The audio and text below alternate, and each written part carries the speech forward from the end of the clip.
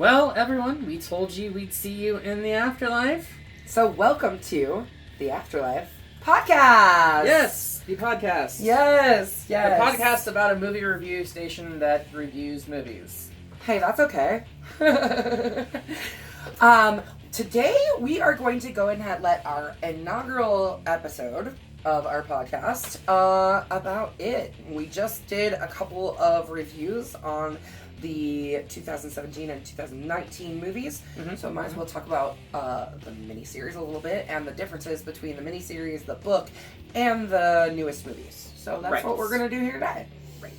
Because we are a movie review channel, and let's face it, the 1990 thing was a made-for-TV 2-part miniseries. Right. Initially, it was supposed to be a 10-part miniseries. Right. Which they easily could fill a 10-part miniseries. No, very easily. They could go back and do this all over again and do a totally new miniseries. Do like a 13-episode, you get those like one season, 13-episode things. Like I would honestly love to see them do that. But do you know who was initially attached to direct that miniseries? I did know this, but I can't remember now. George A. Romero. Yes. The only reason why he left that miniseries was to help oversee the development of the 1990 remake of Night of the Living Dead, directed by Tom Savini. Yep. So, as a result, the budget was lost with Romero stepping away. So, And who ended up directing? Was it Tom Holland? No. Was it Tom Holland? Tom Lee Wallace. Oh, that's right. That's right. Tommy Lee Wallace. Tommy Lee Wallace, who is best known for working alongside John Carpenter on the Halloween franchise. Yep. He was like a producer, or I think he had a writing credit on one of them at some point. Yep. But yes, Tommy Lee Wallace directed this, and they deviated. They had a lot of what's the word I'm looking for? Restrictions put on them. No, because it was going straight to TV, right? So we're not even, the advantage that the gore aspect was completely lost. The advantage that they had with the movies that went into theaters is that they could put whatever the fuck they wanted to into it. Well, to an extent. Because obviously. Because, let's face it, there is one scene from the book that will never be adapted. Never be put to screen. Never be put to screen. And Stephen King has even said in interviews that he regrets writing that specific scene. He does. And you know what? He has also said that he didn't really think about the implications of what that scene meant for... No. If you look at it from what the scene actually was meant to convey, which was the fact that we'll just come out and say it was an orgy scene between the Losers Club, or as they're called, while they are teenagers, though, or as they're called in the miniseries, the Lucky Seven. But no, they're called the Losers Club originally, but then they become the Lucky Seven in the future when they come back together. Right. Yeah, so, right. But yeah, so there's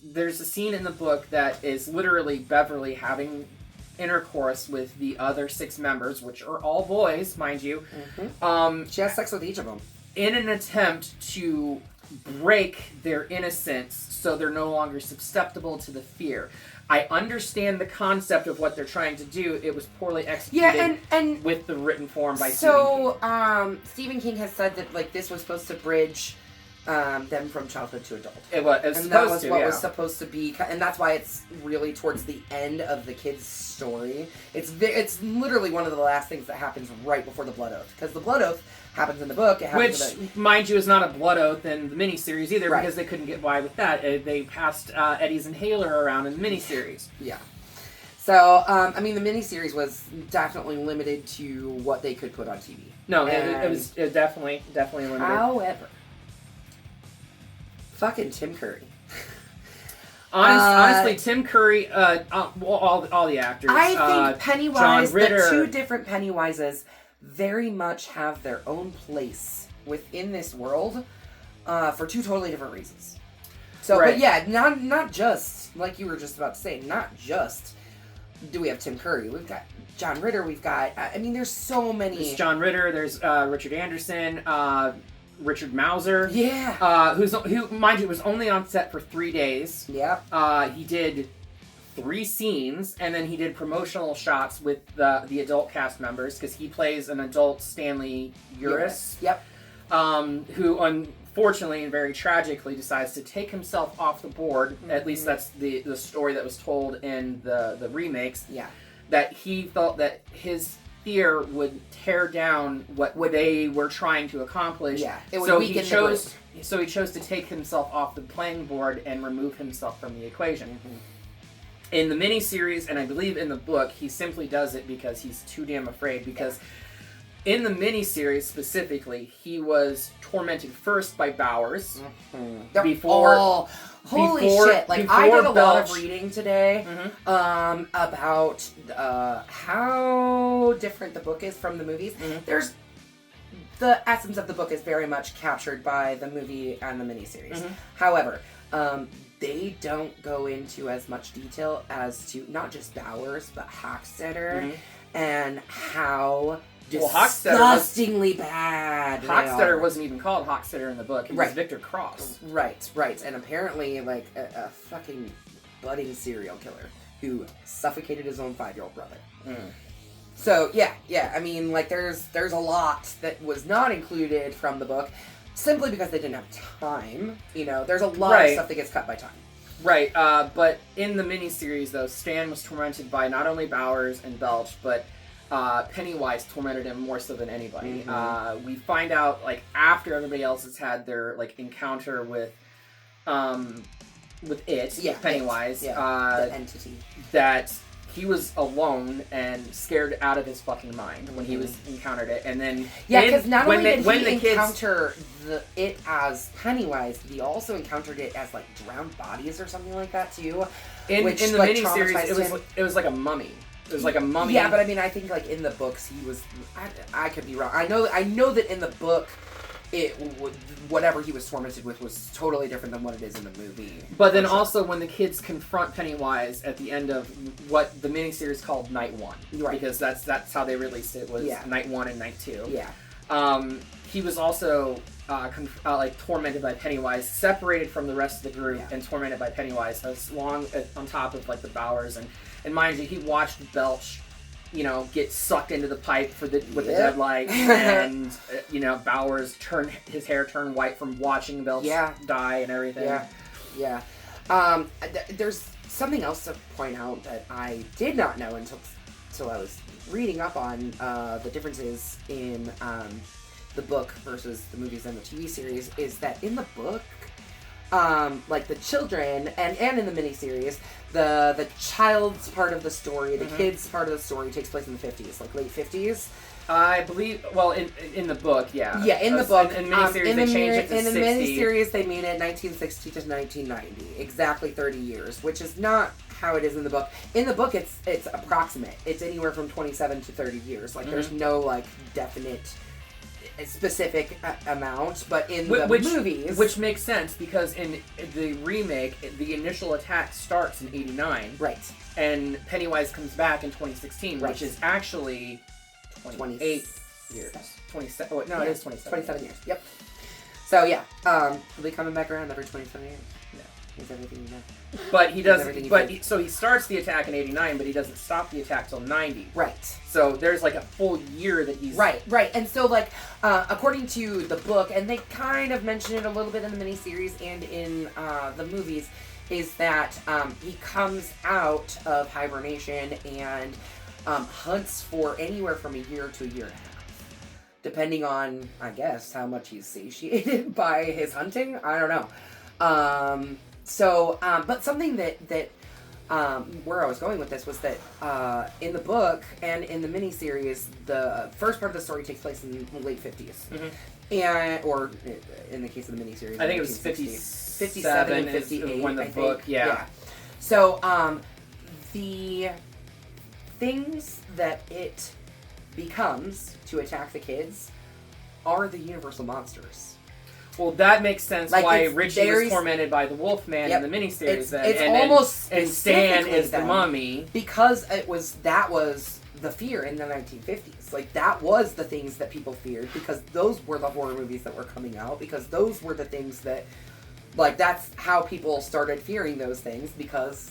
I bet Universal came out and said, these are the things you're supposed to be afraid of. Well, I bet Universal put a stop to it when they were trying to adapt it to the miniseries. To the miniseries, I'm sure. Yeah. Well, and what's really messed up is the guy that initially wrote the teleplay for the miniseries had never read the fucking book. It wasn't until, like, they were trying to figure out how to end it on night 2 that he actually sat down and read the book. And then he was like, oh my god, there's so much that we could not do. Yeah, right. There's a lot. There's quite a... I mean, however, it's a 1,000-page book, you know? More, like almost 1,200. 1,300. Like, considering how much content is in the book, they really do a good job in both movies. So both the miniseries and the movie. They have to take, like... telling the story. Right, so as opposed to just having, like, a narrative of somebody, like... not like a third person or whatever, but just telling the story, the backstory specifically of, like, the past events that have happened in Harry. Well, and, like, in the book and in the miniseries, it falls on Mike handling. But Mike kind of becomes the town historian. Right, he delivers the... And the book is more narrated by Mike from Mike's perspective, although we do get perspective from the other kids, from what I understand. But yeah, the book is more from Mike's perspective. And the miniseries is mostly from Mike's perspective, for the most part, until the end of the miniseries when... they finally defeated it. He said straight up in the miniseries, my memories are starting to fade. The only way I can remember it is by reading these pages from this book. Right. But they also used the newspapers in the library scene in the miniseries to drive the narrative forward of the past tragic events. Right. And now in the remake, it fall to Ben Hanscom. Yeah. Because he was a new kid in town, he wanted to learn everything there was about Derry, and that's how the narrative is driven forward, by him discovering all these horrific past events. At least in the first movie, because then it does kind of fall onto Mike in the second movie. It falls onto Mike because he he's still the one doesn't that leave. Stayed in Derry. He stays in Derry. So he's been kind of seeing what is happening again, and that's why it's also kind of interesting to note that, like, and this is across the board with all 3 of these incarnations, that Mike stays behind, ends up working at the library and becomes either the lightkeeper or the historian or whatever terminology you want to use to describe him, and everybody else leaves and, for lack of a better term, becomes successful in whatever they choose to do. Yeah. Whereas Mike has just been kind of left behind. And what's funny is that at the end of all of these, Mike leaves Derry. Yeah, he does. You know? So, and that's, I mean... the cool thing about this is, like, the like main themes is, well, I mean, like, obviously, like, changing from childhood to adulthood, what it's like to go through all of those changes, the fears that come along with it, the anxieties that come along with it, the experiences that come along with it. Beverly has a hell of an experience in all of these. Something that was pointed out about the films is that Beverly gets kidnapped by Pennywise. And in the remake, she doesn't get kidnapped in the miniseries. Yeah. I don't know if she does not. It does not happen in the book.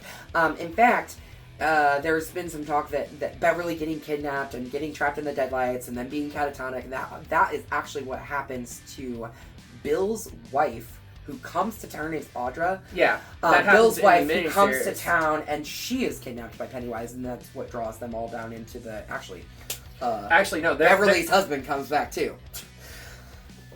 Well... with the intent of killing Beverly, in the book. In the miniseries, though, they go down into the sewers to confront Pennywise as adults, and the second they get down the pipe ladder down, Bill finds Audra's purse. Right. And bolts. Yeah. He just books it trying to find his fucking wife.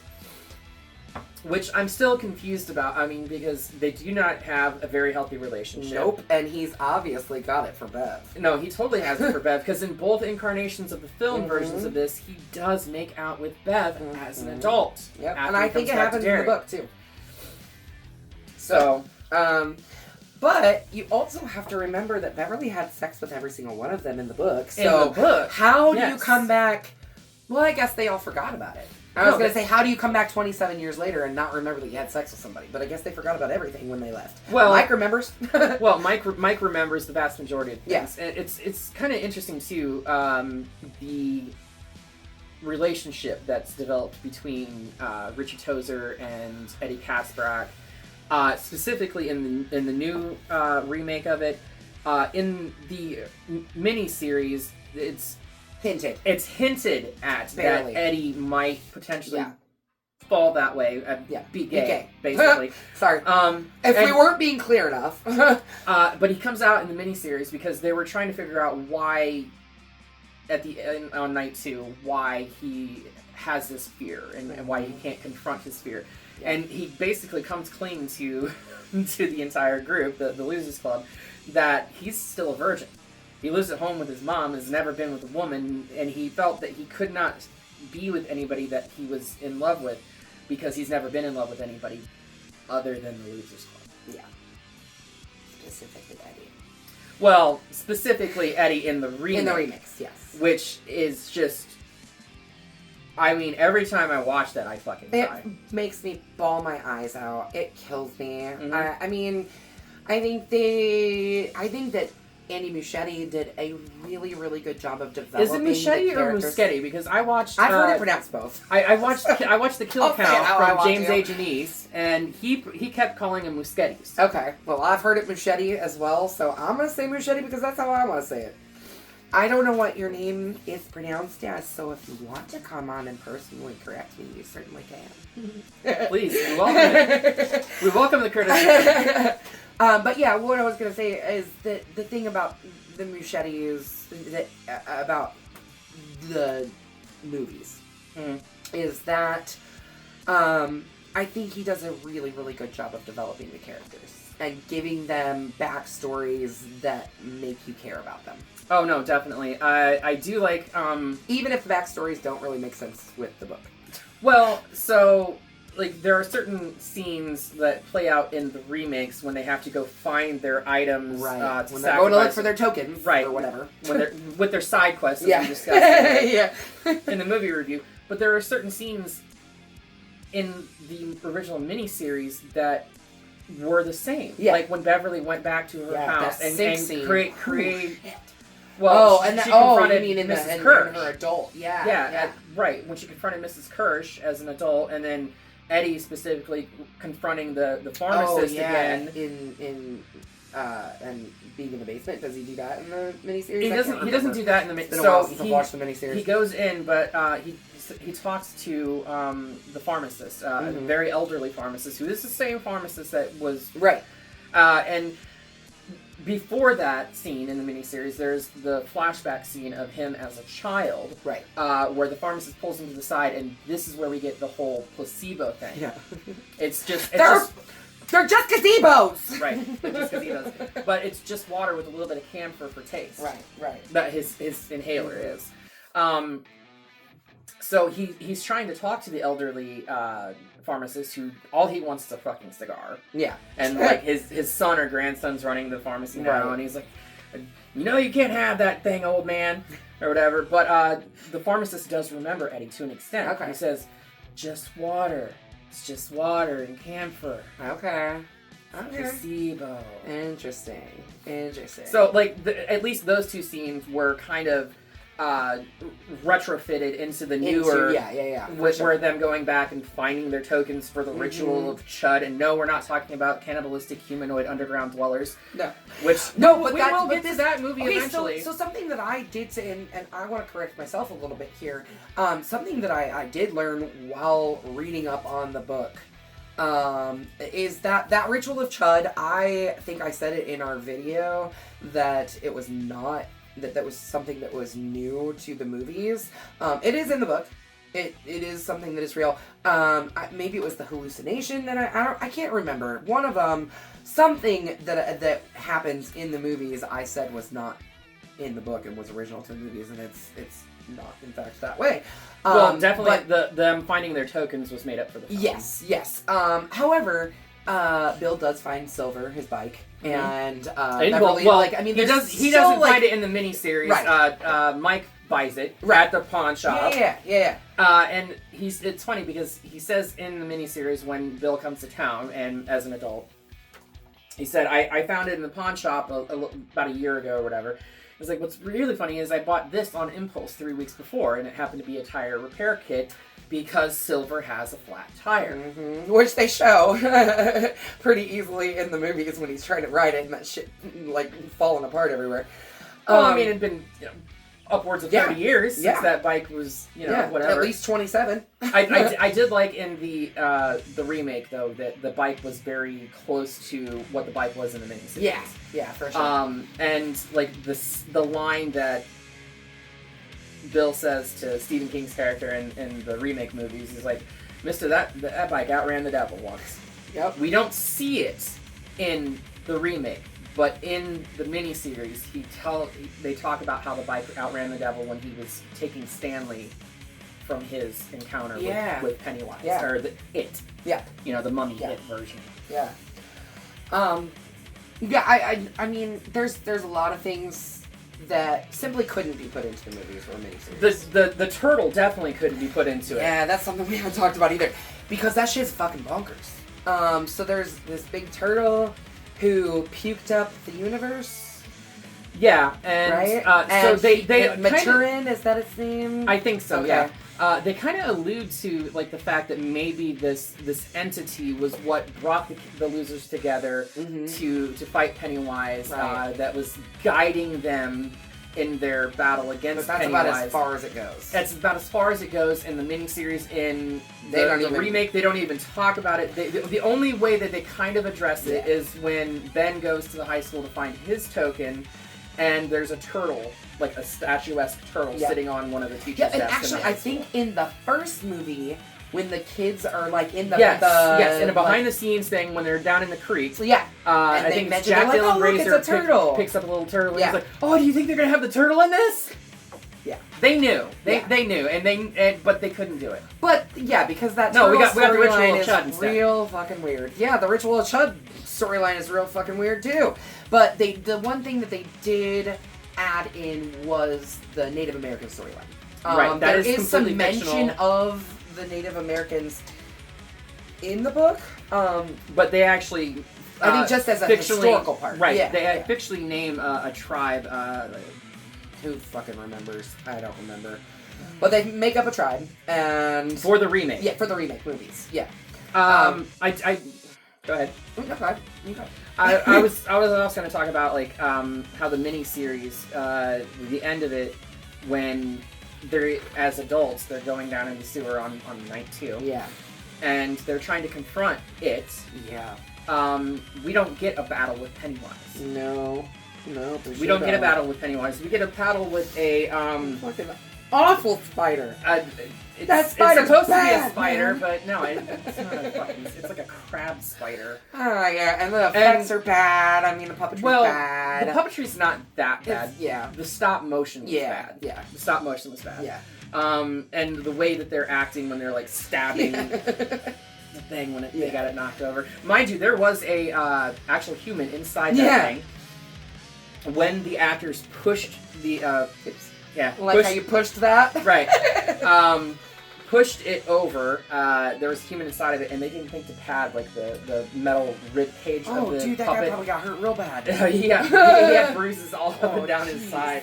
But the writers, the producers, and everything like that, they regretted not having a final confrontation with Pennywise at the end of the miniseries. Yeah, and we do get that in abundance in the remake. Yeah, it's mostly CG. Yeah, it is.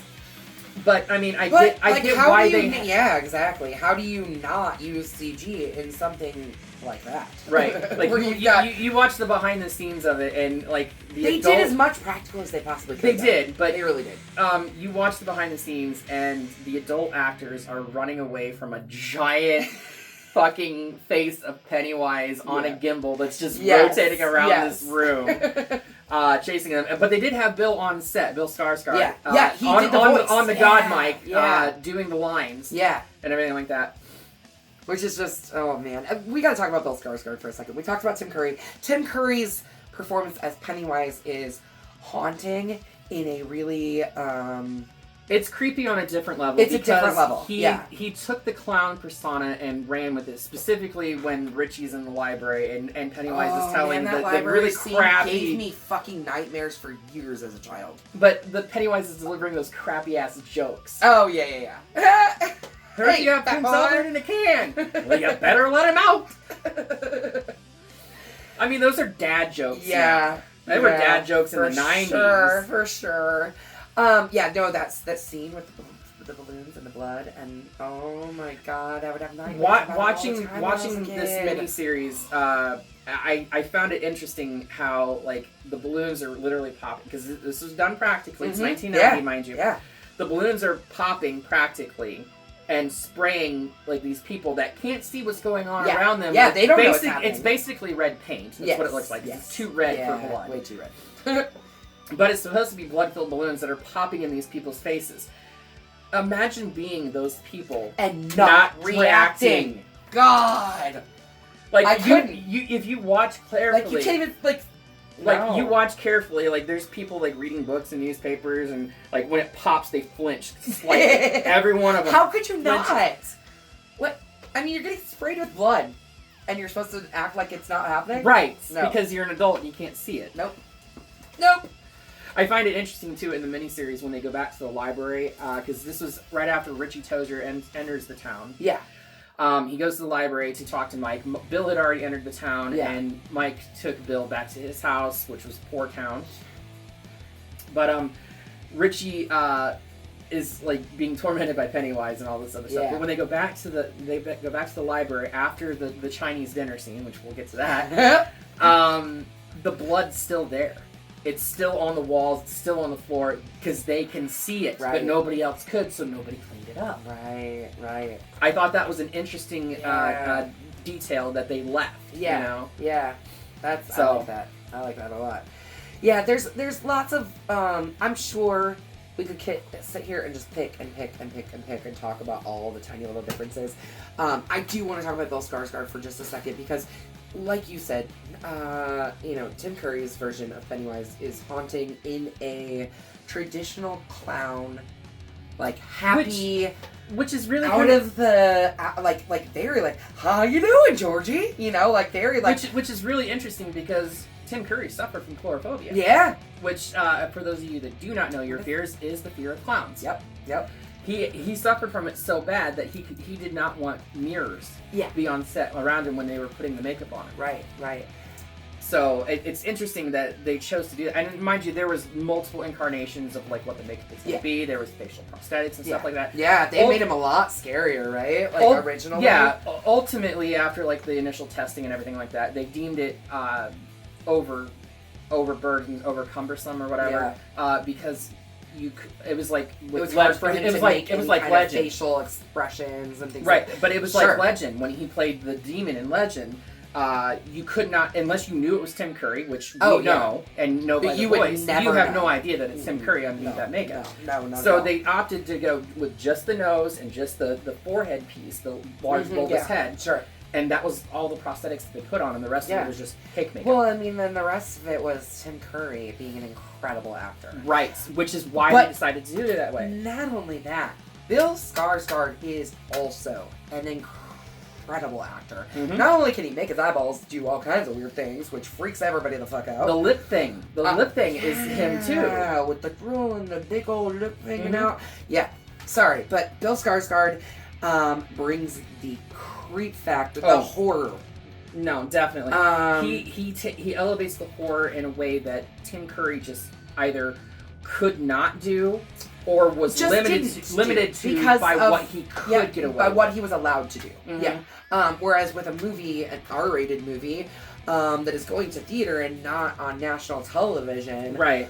You can on ABC, no less. Yeah, you can do a lot more with that character and make him so much scarier. And Bill Skarsgård did a fucking hell of a job at that. No, so it's interesting to note too that the year the miniseries was released is 1990.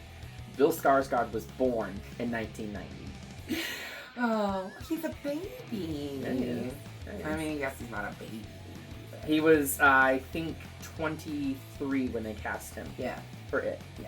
Yeah. And I mean, he comes from a large family of actors. Oh no, yes. The Skarsgård family goes back in acting. I mean, all the way to his father, and I'm sure probably farther back than that. But like all of his brothers and him are actors. There are at least two of his brothers that are. I know. Mm-hmm. There's Alexander Skarsgård, and then I cannot remember his name, but he played Floki in Vikings on the History Channel. Okay. Yeah, so Alexander Skarsgård was on this show called True Blood, and he played a man named Eric. And my God, if there was ever a vampire that I've ever had a crush on, it was fucking Eric. Well, it's Eric Northman, okay? He's the ultimate vampire. It's also funny too because Bill Skarsgård played Pennywise in this. Yeah.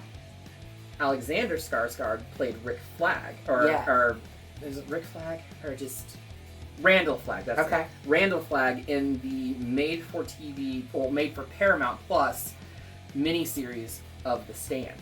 Oh, okay. Which is according to the Dark Tower, Randall Flagg and Pennywise are basically the same thing.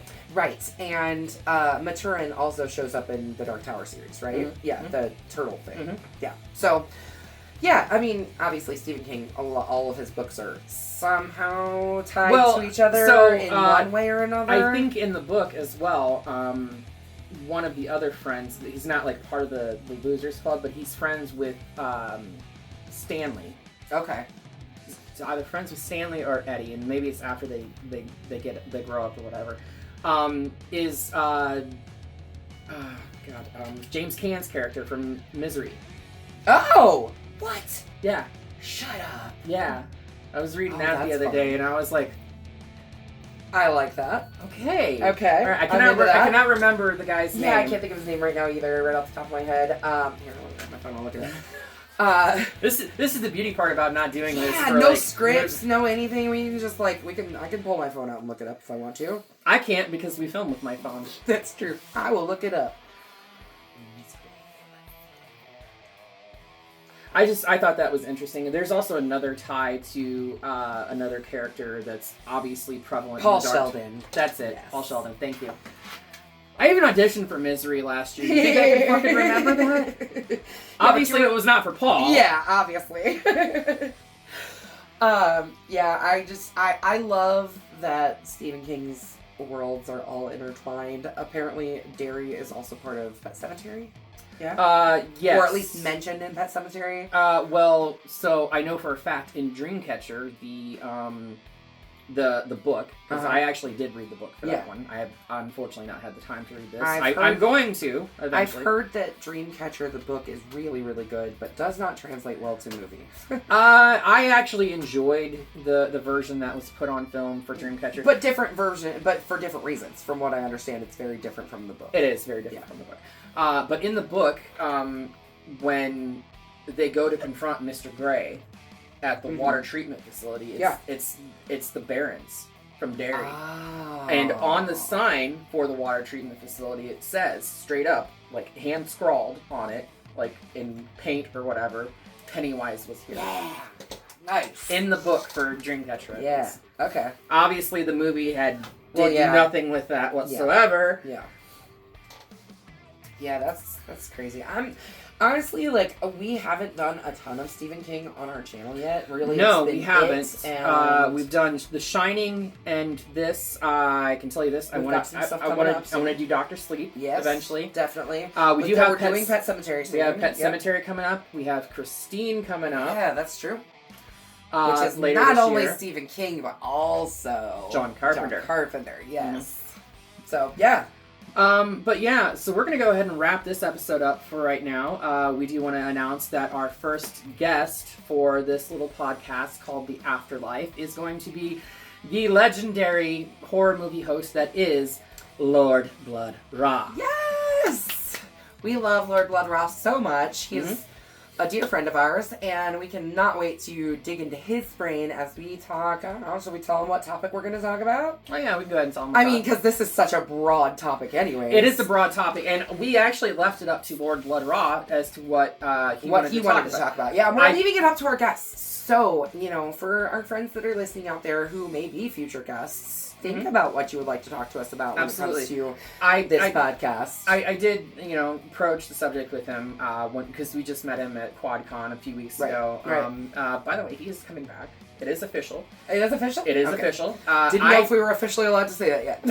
Well, he announced it today. Oh, okay. I didn't see it. But via email, when I was talking with him the other day, he did let me know that I was one of the first people to know that he's coming back in September September At the end of 28th. September. Yep. It's the day after our horror movie trivia at the library. Yeah. But he is going to be doing another live show. Yeah, and he's doing Racket Theater. He's doing a meet and greet at Acme Comics here in Peoria as well. Sweet, sweet. He did not announce the films yet. I know what he's trying to do. I'm not going to say because I know too. We're not allowed to spill the beans, but he's announced this so we can talk about that he's coming back. But no, I let him choose a topic. I said, well, we could talk about vintage horror. I know that's your shtick. That's what you do. He said, well, you guys are the Slash Sisters. Why don't we do the history of slashers? Yes. So we're going to go way back. We're taking this fucking full circle because when we initially started this, well, when I initially started this... it started as a post on Facebook. It started as a post on Facebook that turned into a podcast. Hallie and I had only met each other one time before this post on Facebook. Initially, I was trying to launch a podcast several years ago. And the first topic that we decided to talk about, I left it up to fans. But the podcast was not horror specific. It wasn't horror specific. Culture. So at the time, this was called Fandom Bubble. Right. It did not last.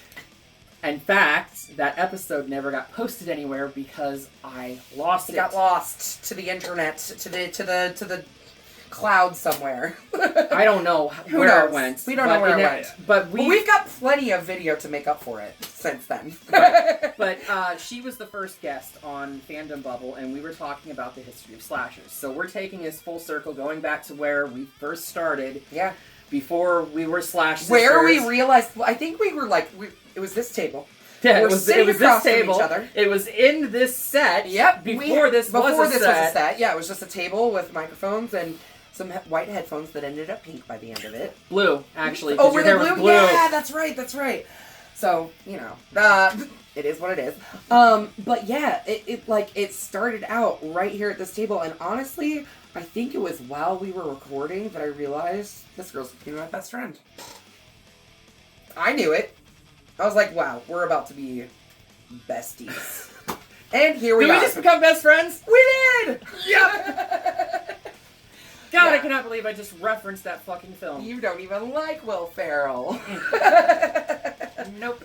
But I love that movie. Anyways. Anyway, we're going to go ahead and wrap this up. Like I said, our next guest will be Lord Blood Rob. We do have another episode scheduled to record with another guest that we will announce. It's another exciting one. I'm excited for it. I'm excited for it too. Hopefully you guys will be. But either way, even if you aren't excited about the guest, you may be excited about the topic because the topic's gonna be fun too. I think so. But we'll tell you about that next time. Absolutely. Until then, thank you for joining us in the Afterlife podcast.